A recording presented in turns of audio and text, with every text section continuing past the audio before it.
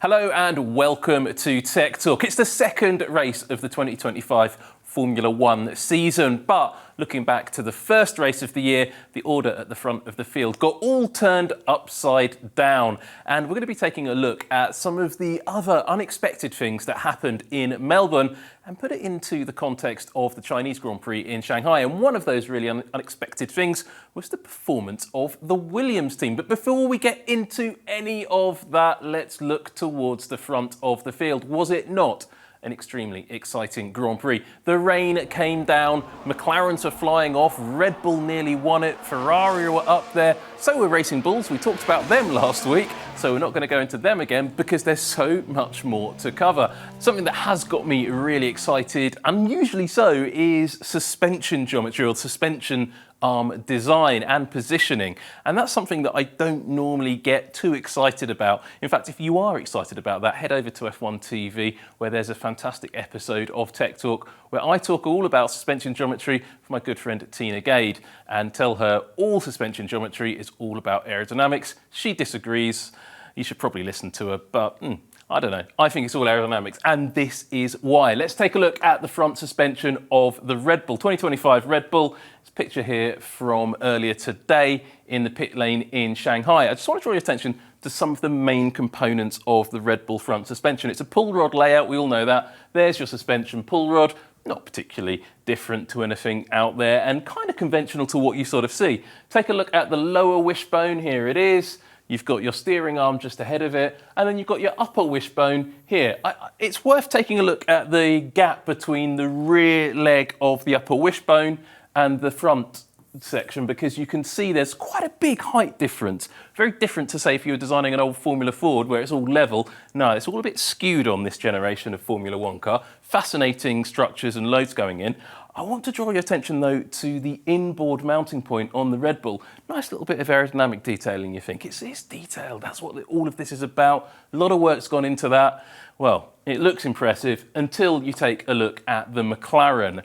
Wow, this is such a different layout. I'm going to run between these two pictures just quickly so you can see. So Red Bull's layout, and then from pretty much the same angle, the McLaren layout, and you can see some immediate and clear differences.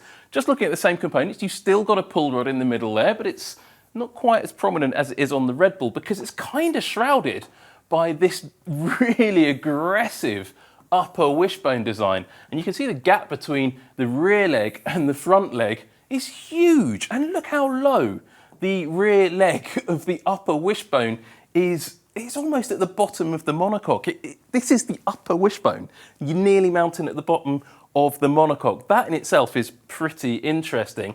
Then you take a look at the lower wishbone. Here it is here. And then look, the steering arm runs through the middle of it. That's quite different to anybody else. And this layout of suspension is catching a lot of attention down the pit lane. But I mentioned aerodynamics because I think there's a real aerodynamic gain to this layout. Start looking at the shapes of these mounting points. They're really intricate, and you can see the bottom edge of the chassis wobbling its way along underneath all of these mounting points, dipping down to pick up those suspension loads, and then start looking at these little sculptings all the way along.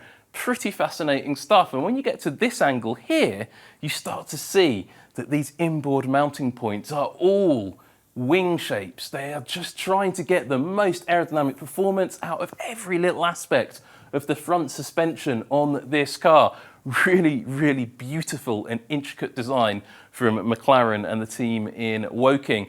And now everybody sort of thinks that McLaren are the team to beat, and it does kind of look that way. And it shouldn't come as a great surprise after McLaren's real turnaround in form late last year. They really improved the car all the way through the season. And one team that didn't was Red Bull. They struggled towards the end of the year. Yeah, they had some strong races at the end of the year, but the development of the RB20 was a little bit of a struggle, and some of that struggle does seem to carry on into the RB21. We've seen some data that suggests that the team has a bit of an issue with tyre wear, and that's a problem that the team have already announced that they're going to be trying to solve with a big upgrade package. The problem with introducing a big upgrade package onto the RB21 is all of that work, and some of it's going to be aerodynamic, some of it's probably going to be mechanical, is all going to take away from the development of next year's car, the new Rules 2026 car. So it's a bit of a step back for Red Bull, and they've got a bit of a fight, bit of a struggle on their hands. And speaking of struggling with tyre wear in Shanghai, it reminds me of that situation with Lewis Hamilton way back when he was driving for McLaren. He was trying to keep up with the Ferraris who were leading the race, and they were all on similar tyre strategies on the same tyres, but the McLarens couldn't match the Ferrari tyre wear, and nobody really understood it, including Hamilton, who found himself beached in a gravel trap on the way into the pits. It later transpired that the reason that Hamilton and McLaren couldn't match the Ferrari tyre wear is that the Italian team had discovered something a little bit clever in how they inflated the tyres on the car. They actually decided to use an air conditioning gas, a hydrofluorocarbon, HFC R404A, if my memory serves me correctly. And that gas meant the tyre wear was slower, it was more of a gradual process, and it allowed the Ferrari drivers to keep their tyres alive for longer, much longer than the tyres of Lewis Hamilton, who retired from that Grand Prix and ended up in the gravel trap. Just a little detail. Of course, that tyre gas was banned when the FIA discovered what was going on. It wasn't against the rules at the time. It is very much against the rules now. So Red Bull, that avenue is closed down to you. You're going to have to find another way to reduce your tyre wear. So that's a really interesting direction for the season to be taking with that battle at the front. And Red Bull may need to be taking a look in their aerodynamically profiled rear-view mirrors, because there's a surprising team coming up behind them that could cause them to lose a few Constructors' Championship points. And it sounds very strange, but Red Bull do need to be keeping an eye out for the Williams team. Yeah, Williams weren't one of the front runners for a long time in Formula One, but the team have opted for this season, rather than developing a completely new chassis, instead they've decided to develop the old car from 2024 into 2025. Now, it's not unusual in Formula One to recycle an old chassis. Well, I say it's not unusual, it's not unheard of, but it isn't every day. Most teams opt to use a new monocoque every single season. Not that one. The Williams team with the FW47 have just recycled the FW46 monocoque, and I felt that that needed a little bit of explanation. So I sent Alex Brundle off down into the pit lane in Shanghai to put the questions to Williams' Dave Robson. We took that decision fairly early on, and that allows us to concentrate on other things for this car, but also with one eye on the 2026 car.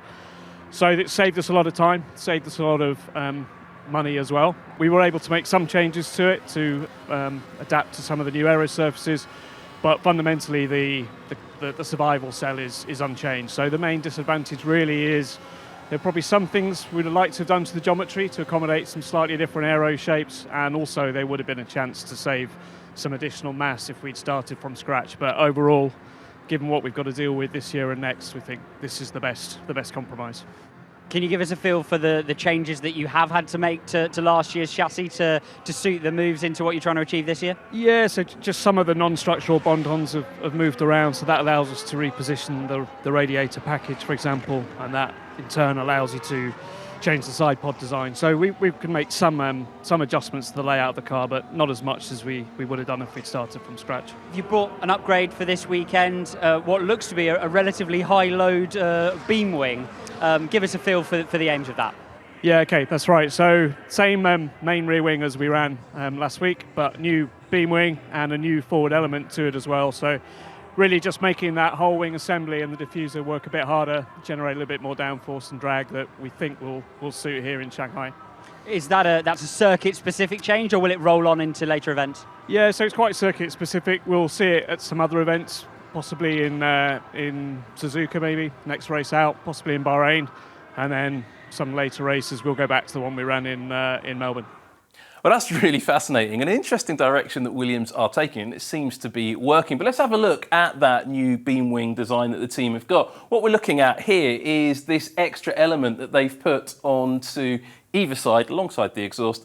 Now, you can see these beam wing designs being developed all the way through the season. McLaren had a ridiculous number of them last year. Williams had quite a few as well. But these beam wing designs aren't all on their own. Williams have been a little bit, I wouldn't say sneaky, but they haven't fully told you the full story there. Yes, they've added this extra element to the beam wing, but when you compare the layout to the layout they used in Australia, you can start to see a few notable differences. In Australia, in Melbourne, the team ran a single lower beam wing. They didn't have the twin element that they introduced in Shanghai. Yeah, fine, that's not a great surprise. But what has taken me a little bit by surprise is this element, this little winglet they had on the rear wing pylon in Australia has been deleted on the Shanghai version of the car, as you can see.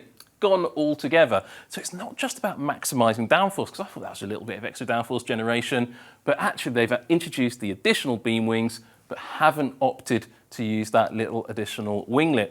And Williams' little tweaks and fiddles go all over the car, actually. A good example is on the rear wing. Have a look here. This is in Shanghai, in the pit lane earlier today. You can see this little shape, this little cutout on the outer edge of the upper section of the rear wing. Keep an eye on that shape. Now take a look back to Australia and the rear wing the team used there.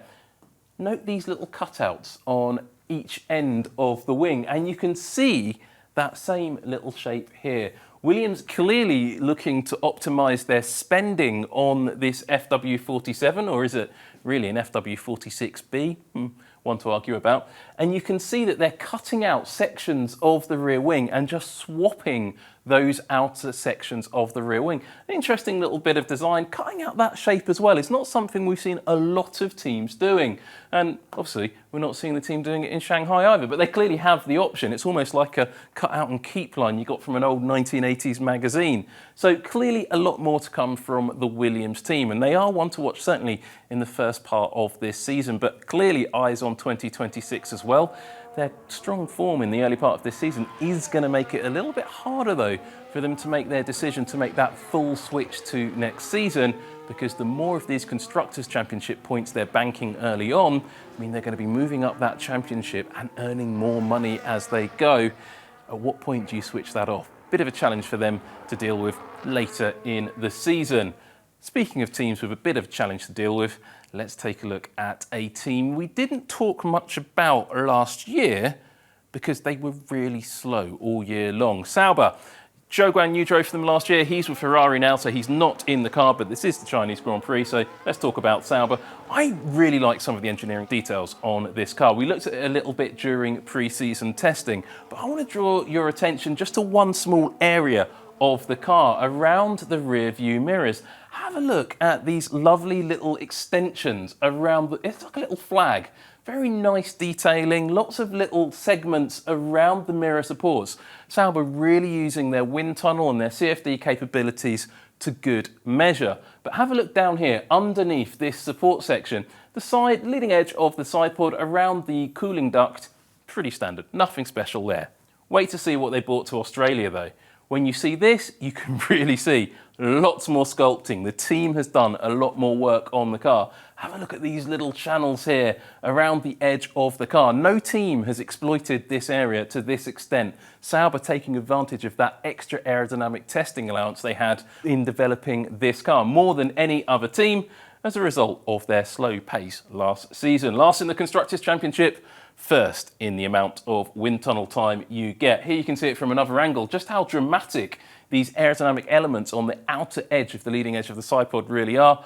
Really nice bit of detail. I wonder if other teams are going to start copying that, or will they just let this one slip because the Sauber still isn't a front runner, but it's certainly improved in performance. And to take a look about how the team has improved that performance, we had a word with James Key. Who else? Yeah, we've changed quite a bit. So the aerodynamics is all new, as you'd expect coming into a new season. Some of it evolution from where we left off last year, where we picked up quite a bit towards the end of the season. So I want to capture that energy into the C45 development, this car, and carry it forward into this year with an evolution in certain areas, and some of it completely different, some of it a revolution. Now, looking at some of the cool details on the car, the one thing I wanted to point out was around the mirror area. And I think sometimes when you get deep into a regulation, you can sometimes forget there are still kind of gains to be made. Can you talk me through how much of a cool device that is? In the case of the mirror, it's a refinement upon a refinement upon an already well-developed area. But actually it's quite a powerful thing, believe it or not. because it influences the back of the car quite heavily, that particular device. So even though there's detail on there, every area of the car is still got a sensitivity. When you're looking at the car as a whole from a correlation perspective, are you pretty happy when you crunch the numbers after Bahrain that all of the parts are doing the bits that they should be and delivering the kind of performance level that you'd hope for? Yeah, at a macro level, definitely. So you know, the handling characteristics we expected came through. There's a bit of tuning to do to make that work in reality, because you know, sometimes the tyres behave slightly differently to what you're expecting, or you know, sort of medium to small level differences like that. But on a macro level, yes, the aero performance was there, and certainly what the suspension developments we did appeared to come out as well as expected. So broadly speaking, it's pretty close to what we expected. Yeah. What are the biggest changes then that have happened on the car from Bahrain to here? So it's a new front wing, Okay. and some of the bodywork has changed as well. And certain aspects which you can't really see easily, but certain specification of the car, the build spec of the car in some areas is different as well. So there you have it. Interesting stuff there from James Key, and it shows you that the order of things in Formula One this season, well, it's all going to be a bit topsy-turvy, isn't it? It's going to change as the year goes on. Now, while there weren't many upgrades in Shanghai, reason being it's a sprint weekend, flyaway race in the second round of the World Championship, there are going to be a huge amount more next time out at Suzuka, and I am really looking forward to that one. Stay here with Tech Talk.